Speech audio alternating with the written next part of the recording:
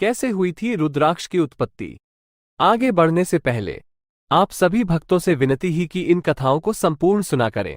हम पूरी कोशिश करते हैं कि आप तक संपूर्ण कथा पहुंचे, और वो भी सही प्रमाणों के साथ। और अगर आपको ये अच्छी लगे तो अपने कमेंट से हमें प्रोत्साहित करें।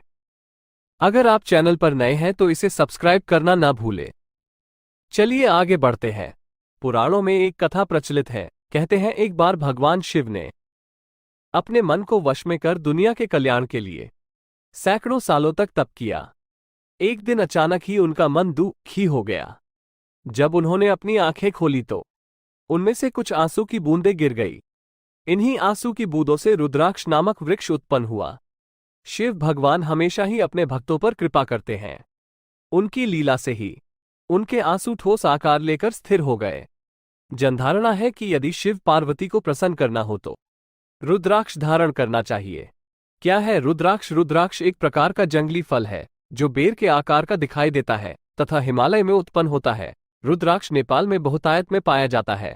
इसका फल जामुन के समान नीला तथा बेर के स्वाद सा होता है। यह अलग अलग आकार और अलग अलग रंगों में मिलता है। जब रुद्राक्ष का फल सूख जाता है तो उसके ऊपर का छिलका उतार लेते हैं। इसके अंदर से गुठली प्राप्त होती है। यही असल रूप में रुद्राक्ष है।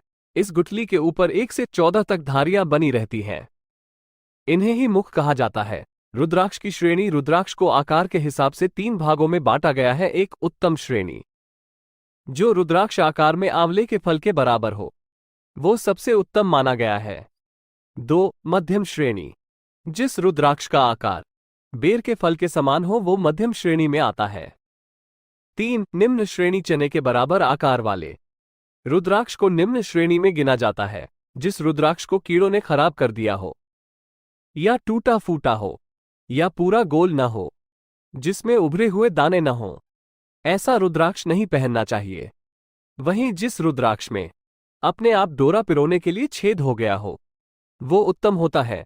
रंगों के आधार पर रुद्राक्ष को 4 श्रेणी में बांटा गया है। सफेद रंग का रुद्राक्ष ब्राह्मण वर्ग का, लाल रंग का क्षत्रिय, मिश्रित वर्ण का वैश्य तथा श्याम रंग का शूद्र कहलाता है। दोस्तों, आपको ये कहानी कैसी लगी?